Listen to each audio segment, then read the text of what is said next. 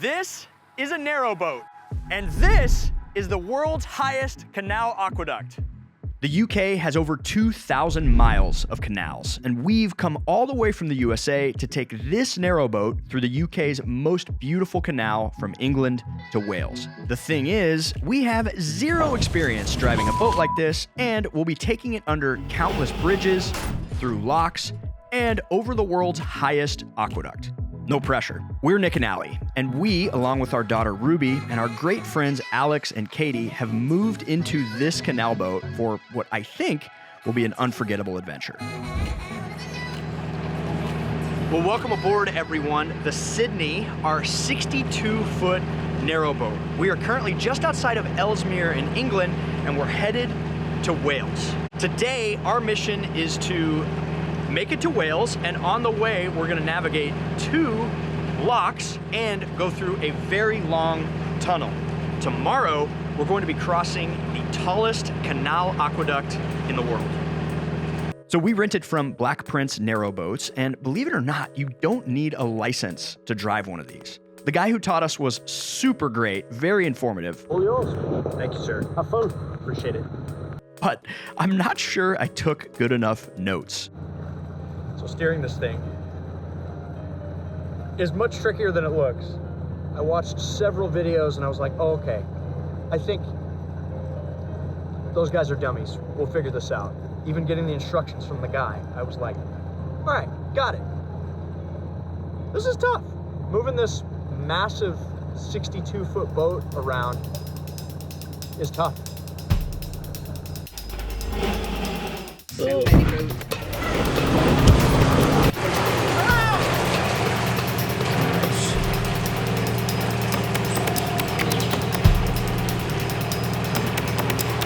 Shaved its beard with that one. It's beautiful out here, man. It's lovely. It's honestly distracting how beautiful it is here. These canals are incredibly peaceful.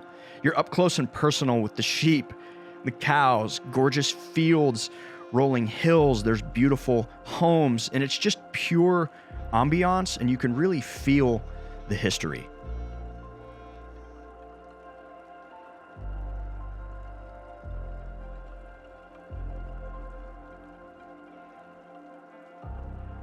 So along the canal, if you can see behind me right there, is a walking path. They actually call that the tow path. And throughout the entire 2,000-mile canal network, there's tow paths next to the canal. The reason is, back in the day, these boats were pulled by horses when they were moving goods. Everyone is so nice out here too. Morning. Morning. How far to the locks? 10 minutes. Thank you. What do you say? About 10 minutes.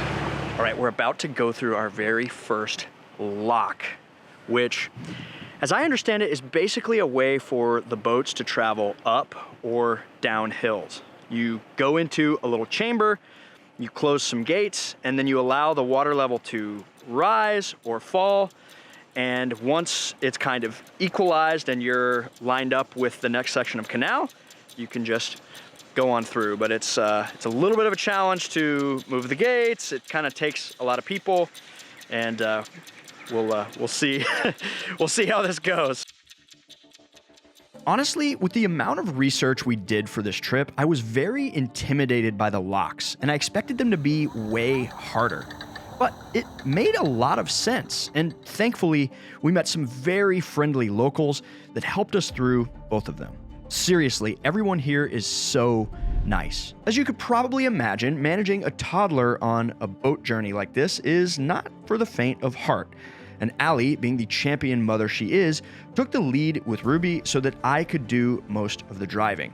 But dang, if we didn't have extra hands for moments like these locks, it would have been way more stressful. After conquering the locks, we got to take in the views from the Chirk Aqueduct, which was a nice practice round for what's coming.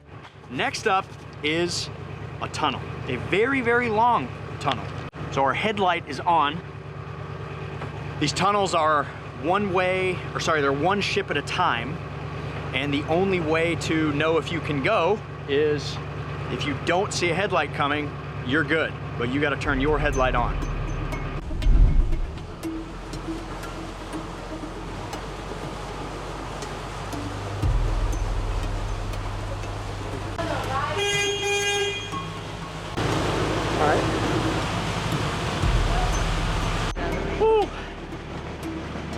All right, we made it through.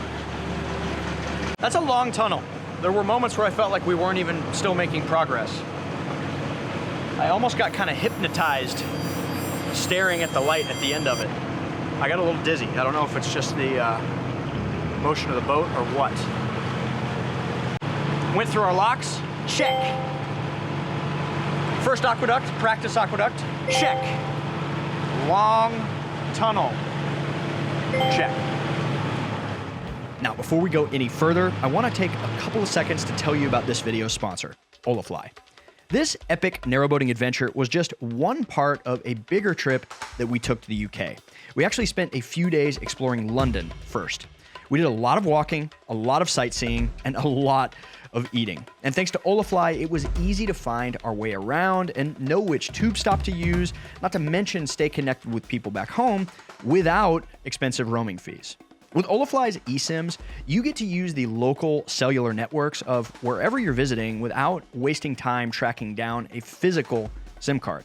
You just download the Olafly app and you purchase your plan and install it. It all takes only a couple of minutes. Olafly has plans for over 200 destinations worldwide, with 150 of them offering unlimited data. For our 10-day trip, we used Olafly's UK plan, and we had unlimited data across multiple cities and countries. That plan's only $37, which is a fraction of what we would have paid with our home carrier. If you want to get started with Olafly, check out the link below and use the code AWAYTOGETHER for 5% off your eSIM purchase. Now, let us give you a little tour of the inside of the boat. So this is our living area / dining room. So this is where we've been having meals. Nick has also been sleeping right here because the bed is kind of small. You'll notice we have one area where we charge all of our phones and electronics. These are the only outlets on the entire boat. So hence the reason for all of the cords. You keep coming this direction, you'll run into the kitchen, which is outfitted with a stove, an oven, a refrigerator that can hold 2 days worth of food, and all of the dishes and things that you would need. And then the rest of the boat is just the bedroom areas. And you'll notice there are no doors, so you just keep walking through all the way to the back of the boat. This is a bathroom and a closet for the people that are sleeping in this first bed, which has been mine and Ruby's sleep quarters. And then you have nice storage under the beds, as well as a closet here, which has a bunch of our items. And then the back of the boat is where Katie and Alex have been sleeping. Another closet, a bathroom, well as their bed, which is at the back of the boat. From here, you're basically at the end of our 62-foot boat that we've been sleeping on. And this opens up to Nick and Ruby. These narrowboats are generally low maintenance for the traveler, and they come with just about everything that you would need for a short trip like ours, including things like heat and even hot water. But there are a couple of things you have to do, and one of them is fill the water tank every day. After yesterday's adventures, we decided to call it a day early. We moored along the canal and just had a chill evening in. Allie made a delicious spaghetti carbonara, and we're up bright and early this morning to tackle the Big Aqueduct. The canal is pretty quiet this morning, and that can be kind of a crowded, touristy spot, so we're hoping we sort of get a jump on it, and it's a little more quiet at this time of day.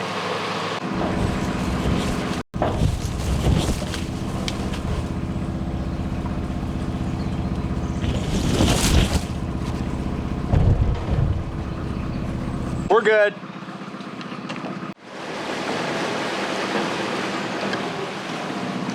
You'd think by now I'd have the hang of this. It's all right, guys, it's all right. The very next thing we had to do was make a 90-degree turn, and I actually aced it. If that wasn't stressful enough, now we're headed straight for the moment that we've all been waiting for, crossing the UK's longest and highest aqueduct. Man, well, this is crazy. Let me just show you how steep this is. The amount of metal holding us in on this side is like this thick. It is so far down. How terrifying. It's honestly like quite scary. Like I can't can't look down too long where I get a little freaked out about just how one sheet of metal is protecting my life. It's crazy. It's crazy. So what an amazing and beautiful piece of engineering. Yeah. Seriously, look at this.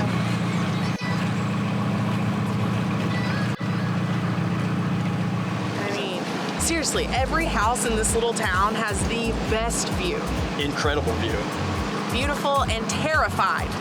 It's hard to steer a boat and operate 4 cameras at the same time. Just absolutely incredible. We're really lucky that we've had such beautiful weather this entire time. Yeah, only day 1 did it rain. Yeah. This is epic. Absolutely epic. Well, thanks for being with our toddler the majority of time. Sorry you guys have had to deal with me the majority of this vlog.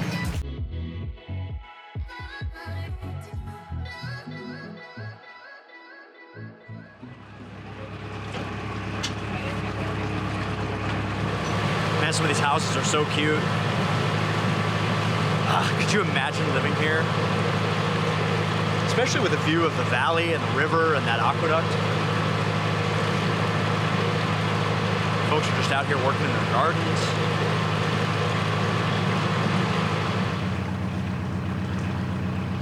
Well, I can't believe it, but 3 days of narrowboating is gone. It's been such an amazing experience narrowboating in England and Wales, and I would definitely do this again. If you're interested in doing this yourself and you want to know all the things we wish we had known as first timers, be sure to check out this video. Thanks so much for watching. See you next time.